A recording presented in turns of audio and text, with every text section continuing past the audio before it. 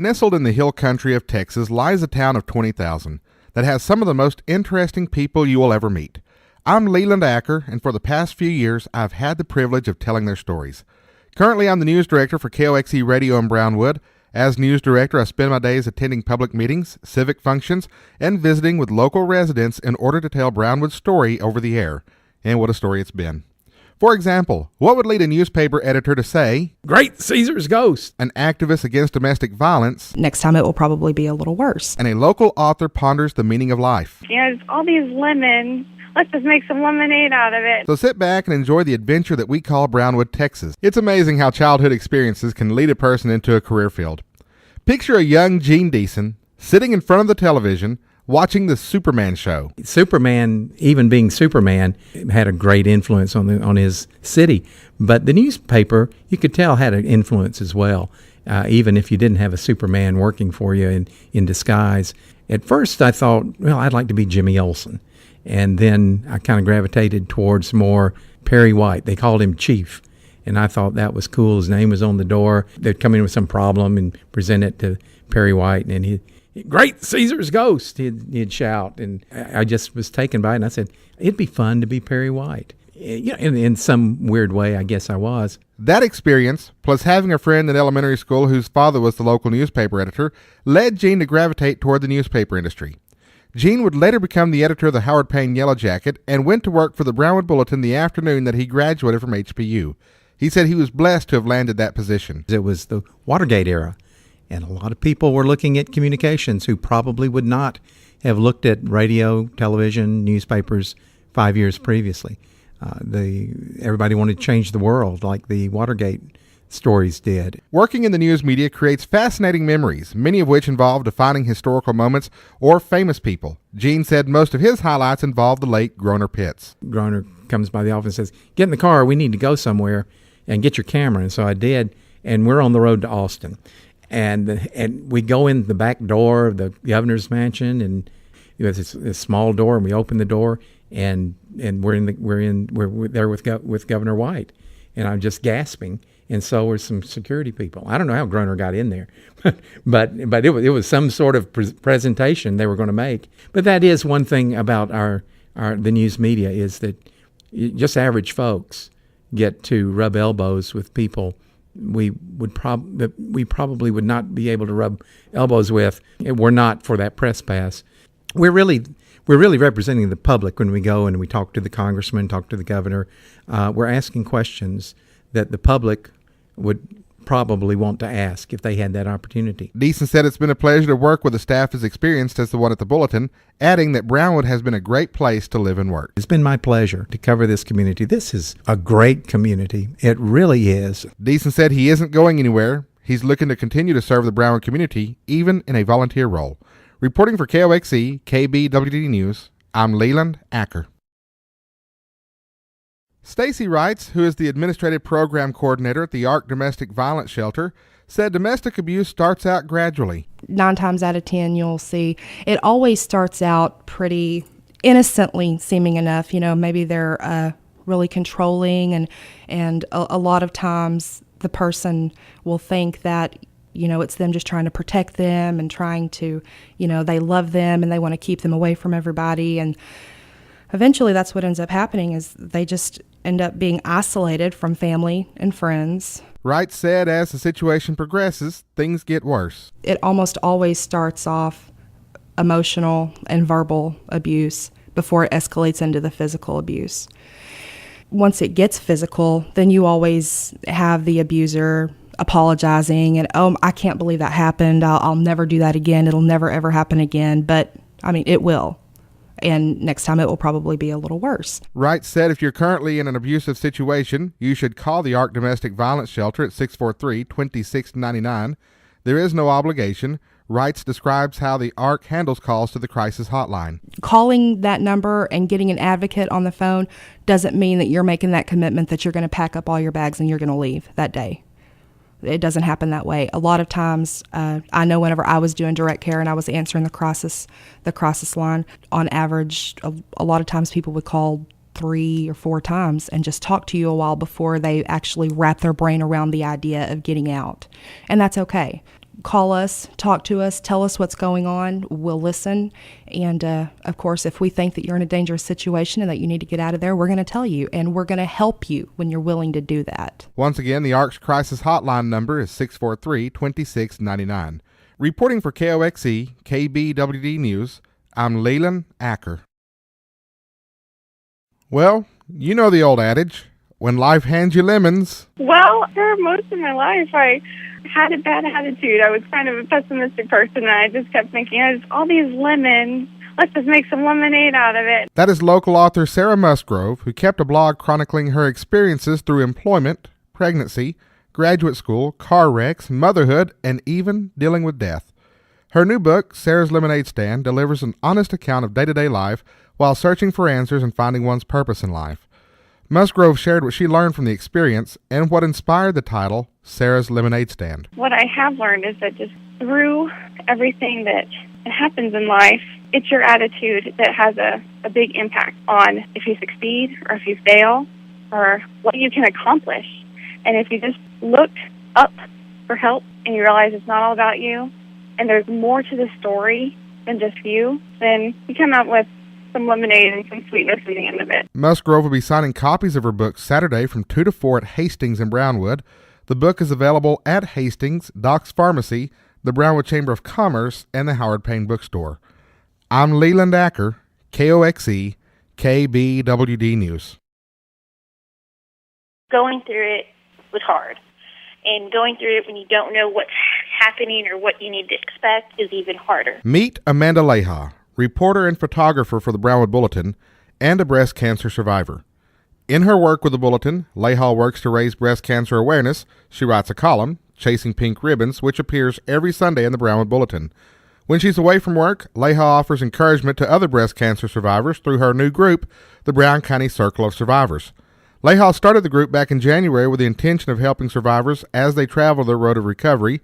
The Circle of Survivors meetings will include programs helping cancer survivors in different phases of their recovery. One thing about being a cancer survivor, period, is you get all this anxiety of, if your side starts hurting, you automatically think it's back, and you start panicking and freaking out. So one of the programs I want to do is have a yoga instructor come in and kind of go over some breathing techniques to kind of help reduce that anxiety. Other programs include information on the services and help available to cancer patients and survivors. The Brown County Circle of Survivors will hold a meet and greet from 6 to 8 p.m. Monday at the Cancer Resource Room at the Brownwood Regional Medical Center. Leha said the programs will begin during the April meeting. Monday's meeting will be to get to know each other. Reporting for KOXE, KBWD News, I'm Leland Acker.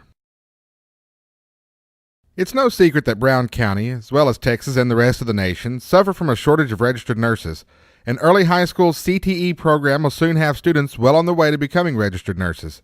Principal Jennifer Kent says many schools have CNA and LVN programs, but she felt early needed an RN program. She explained why. We thought it was important for our students to have another option as a registered nurse because there is such a shortage across the nation in Texas, but specifically in Brown County.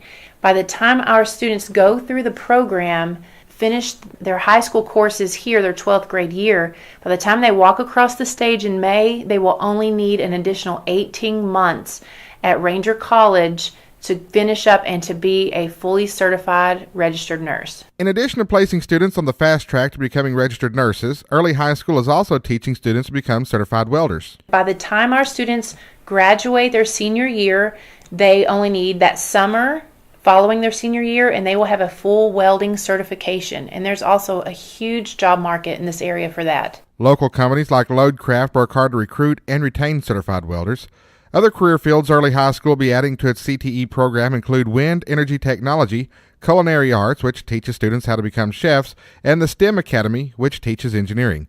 These programs will be offered at early high school because local colleges and universities are helping by offering dual enrollment courses and making the classes affordable for students. Kent lauded the support from Brown County's colleges and universities. Without the local colleges, community colleges, and all the different programs around here that support us, early high school would not be able to offer these types of programs to our students. They're absolutely vital. In a time when the state is emphasizing standardized test scores in math and science, many schools have seen their vocational programs suffer. Kent says early CTE program will actually help math and science test scores for the students involved. If students understand why the math and the science are important, if they can apply it to real-world situations, they are ultimately going to learn it better. What way to better learn math and science than through a program that's preparing the students for a career that they're interested in? I tell you, our students that will be in the registered nursing, they're going to be right in the middle of math and science every single day. Kent adds that the mission of early high school's CTE program is to educate today's students for tomorrow's careers. Reporting for KOXE, KBWD News, I'm Leland Acker. Since he has taken over the Blanket FFA program, ag teacher Justin Hopkins has seen Blanket's presence at the Brown County Youth Fair grow significantly. I believe when I first got the Blanket, we had like 17 or 20 exhibits, so we've doubled in our youth fair entries. We took a couple teams to state judging contests last year, qualified for state. The Blanket FFA program has also benefited from a new ag barn being built. Hopkins said the program receives a lot of support from the community. We've got a Blanket alumni chapter that started as a booster club, the FFA alumni for Blanket. It just the good kids that work hard and awesome support from parents and school administrators at school. They built us an ag farm. I mean, it was so nice to wash in hot water in a building with a heater. It was nice this year, so it's just the support's what helps us. Hopkins gets more students involved in FFA by finding something they are gifted toward. Hopkins said the ag program is a large umbrella that covers a wide variety of activities, from livestock projects to shop projects. The world of agriculture is so large, is what I was saying. Everybody's got a role in a niche that they can find, from designing blueprints and drawing your construction projects to just being the welder and really getting after the welding. And then there's parliamentary procedure with the chapter conducting and the leadership teams, as well as the animals, the environmental science. You know, a lot of the colleges are changing Department of Agriculture and putting environmental sciences in there. That's where the future's going, sustainability for our world. And everybody's got a niche and a role. They just, you know, lots of people think plows and sows, you're going to be a farmer. It's not about being a farmer. I tell the kids when I meet them in first day of class, if you want me to teach you how to be a farmer, you're in the wrong class, because we're just going to learn how the world works. Supporters of area FFA programs and 4-H clubs are quick to point out how the programs equip students to excel in their future careers. Reporting for KOXE, KBWD, I'm Leland Acker. Rural community advocates and farm and ranch groups are criticizing Congress for leaving several key provisions of the Farm Bill out of the extension that was passed last week. Here's Brown County Extension Agent Scott Anderson. It appears not much money, if any at all, is going to be considered for conservation programs, for rural business establishment and maintenance, for new incentives to entice young people to get into production ag, young farmers and ranchers programs. Meanwhile, federal subsidies in the form of direct payments continue to the tune of $5 billion despite the high prices farmers are receiving for agricultural commodities like corn. John Crabtree with the Center for Rural Affairs said that sends the wrong message to rural farmers. What that message is that we hold harmless these direct payment subsidies to farmers, but rural communities, conservation of soil and water, job creation in rural America, those things, we'll leave those twisting in the wind.